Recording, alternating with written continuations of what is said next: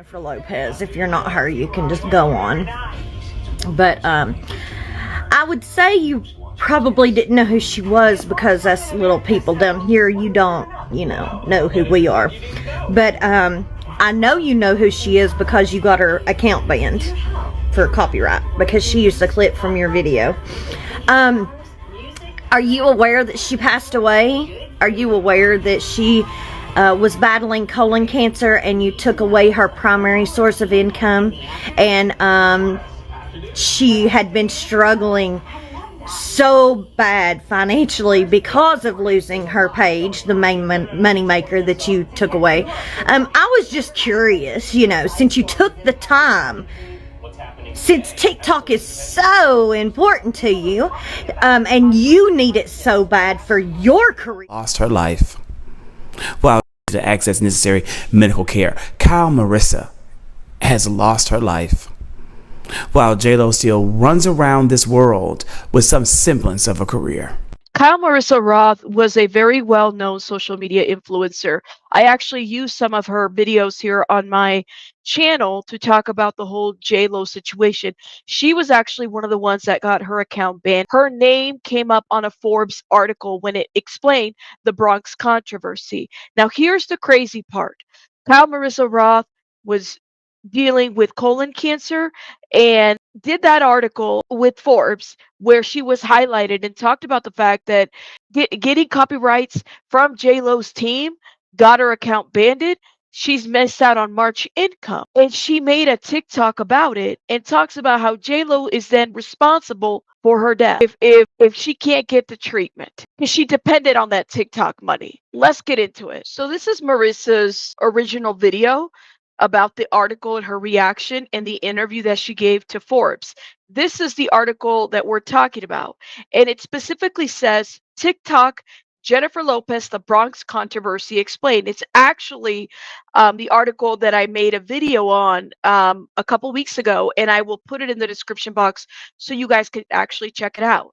So in this article, it specifically says, Marisa had already alleged that JLo's team did copy strikes on her commentary about the greatest love story never told. And it reads, copyright strikes can greatly affect a creator's reach and potential earning for TikTokers who make a living from the video sharing platform. The move was viewed as a low blow from Lopez's team. TikTok creator Kyle Marisa said that her account had received copyright strikes on every single video that contained footage from the greatest love story never told. As a result, her account is now permanent banned. JLo's narcissism single-handedly crushed the main portion of my small business, Kyle Marisa said. I didn't even have the opportunity to download or save 4 years worth of my content that had been viewed over 1 billion times and accumulated over 50 million likes. Kyle Marisa has since created a new account where we're going to reference in her video reacting to this article. Kyle Marisa has created a new account, but lamented the 4 years of hard work was put into building her sizable TikTok following of almost 7,000, having lost hundreds of thousands of followers from the ban.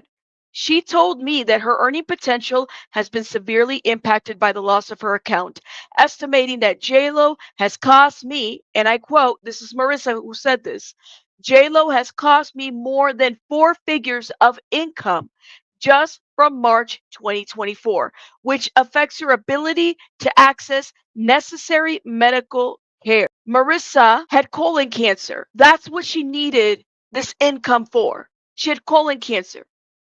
She said it in this article, the Bronx controversy, TikTok Bronx controversy, that was released March 31st. And now I can't help but wonder if these copyright strikes, because she was out of income for March 2024, if this actually cost her treatment that could have, saved her life. What do you guys think? And JLo cost her that income. And she did an actual reaction of this article on her TikTok. We gotta watch it. This is the JLulu Deep Dive Vault Track. This article was published in Forbes yesterday, March 31st, featuring me. Jennifer Lopez's new documentary, The Greatest Love Story Never Told, has sparked controversy and backlash on TikTok after clips featuring Lopez talking about her upbringing in the Bronx went viral. Lopez is in the midst of a pivotal career moment, having released the album This Is Me Now and the accompanying musical film, This Is Me Now, a love story, as well as The Greatest Love Story Never Told, a documentary exploring the relationship between her and husband Ben Affleck. Wait. There's a musical film and then there's a documentary. Wait, what? Yes, there was. I did a review of both, and it was ridiculous. There was the actual musical movie, and then the documentary of the making of this thing. And nowhere does JLO address her singing abilities, her what other artists have said about her.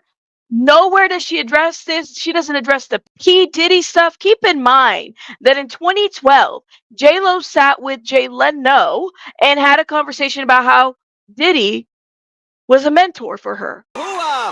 Who gave you advice when you were starting out? Who did you go to? I mean, a lot of people. I had a lot of mentors. But, Puffy. Yeah? AKA Diddy now. Right. When I first met him, I was making my first album, and he gave me a lot of insight into music business. Anyways, back to this. I didn't even know that. And I read this article. What?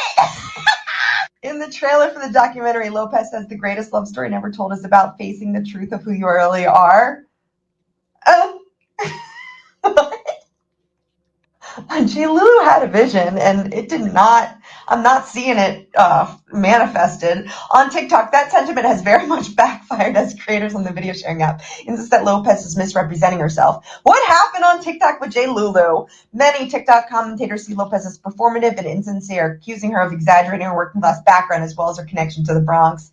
Orange string, if you know, you know. Orange skin, if you know, you know. I know I have it. One clip that inspired many mocking imitations sees Lopez tussle her hair while looking in the mirror, reminiscing on her upbringing in the Bronx. I like taking my hair out like this. She says it reminds me like when I was 16 in the Bronx, roaming up and down the block, crazy little girl. Used to be fucking wild and no limits dreams. 16 in the Bronx, running up and down the block. Girl. Crazy little girl. So I love that girl's laugh. Residents of the Bronx responded on the video sharing app, calling Lopez out for alleged lack of contribution and connection to the neighborhood, or simply laughing in response to the clip. One TikTok creator, Photos by Angela, shout out Photos by Angela, posted a video alleging that she and Lopez had gone to the same high school and claims to have waited for years before speaking out, having been annoyed in silence. In the TikTok clip, she bluntly accuses Lopez of lying and using residents of the Bronx to look human. We both attended an all-girls school in an Irish and Italian neighborhood, so we weren't running up and down the block, she says. And by the way, she never said she went, to school with JLo. She said she went to the same high school. The same school. She graduated as younger, but that doesn't invalidate the fact that her experience is her experience. Absolutely. She did clarify that for those that have been following that side of that situation. I saw her getting dragged for that, and she literally never said that she went, was her classmate. She just said that she went to the same school as her. I went to the same school as Buzz Aldrin. Other clips from the documentary also drew attention from TikTokers, seemingly showing Lopez to be self-absorbed. Others dived into previous interviews with the star and came to similarly negative conclusions regarding her character, saying you can't think of a single movie Gwyneth Paltrow has been in while being primarily known for illustrious roles such as Geely and Made in Manhattan. Yourself is wild. I even will defend Gwyneth Paltrow on that. She was in Talented Mr. Ripley. Seven is the most scary movie in the entire world to me. Another Shakespeare in Love. clip blew up, this time from a Vogue interview in which Lopez reveals her go-to potato order. I ate gummies, ham and cheese on a roll, a bag of chips, and orange drink, referencing the drink Lopez coinly as if you know, my you God. know. Commentators didn't know, which leads to more joke. The guy, Danny, he wrote this article for Forbes. This is so well written. I sent him an email telling him that. We don't get good journalism like this anymore. Aww. Lopez was perceived to be too rich, too out of touch, and trying too hard, a common perception of many celebrities today. The internet is always happy to have a laugh at the expense of the rich and famous.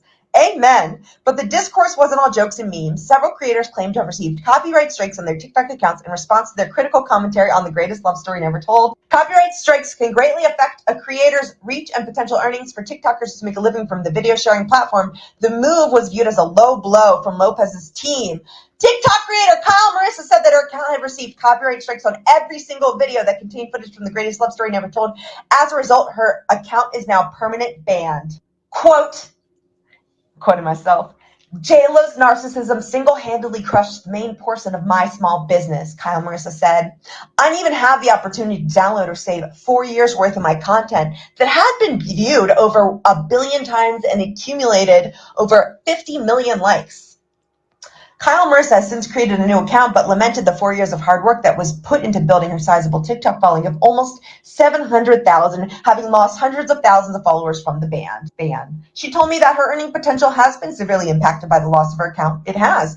Estimating that, quote, JLO has costing more than 4 figures of income just for March 2024. Unquote, which affects her ability to access necessary medical care. Yeah, I can't get a colonoscopy anytime soon. Can't afford it.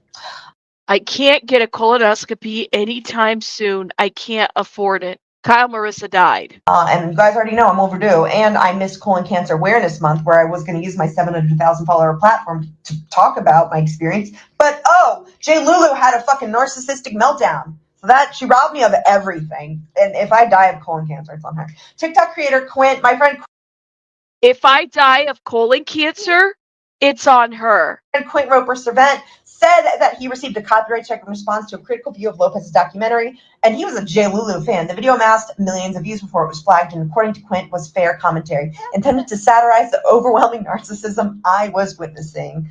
That is my favorite quote. Quote, we should be able to share our views about content we're constantly exposed to without being penalized, especially when we don't consent to being exposed to it. He said, Thank you. It's called fair use. For those that are in the comments that are JLo fans, it's called fair use. We're allowed to criticize. We're allowed to say the different things. We're allowed to question. We're allowed to bring into question a lot of this. JLo spoke about her marriages in this movie musical, which was a stupid thing to do.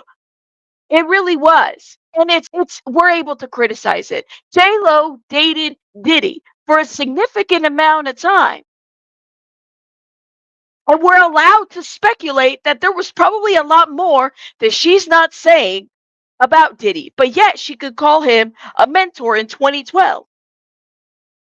What's wrong with that? It's called fair use. That's what it's called. He said, it's time to question the celebrities being pushed on us and advocate for a culture that values open dialogue. Thank you.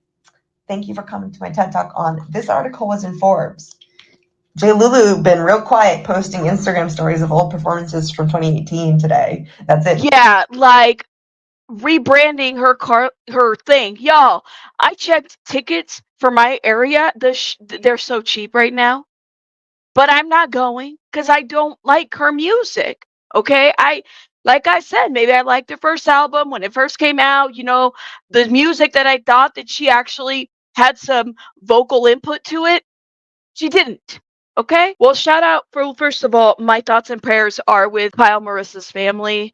That she may rest in love, of course. And, shout out to all the bloggers, all the TikTokers that, really bring about some of these issues that people want to talk about and that we get silenced questions about and that we get silenced about, because honestly, that's not okay. So shout out to everybody that's in support of that. And, may she rest in love. I am hoping that I would love to see if there's like a GoFundMe or something for that. I haven't heard. Otherwise, maybe you guys have heard of a GoFundMe.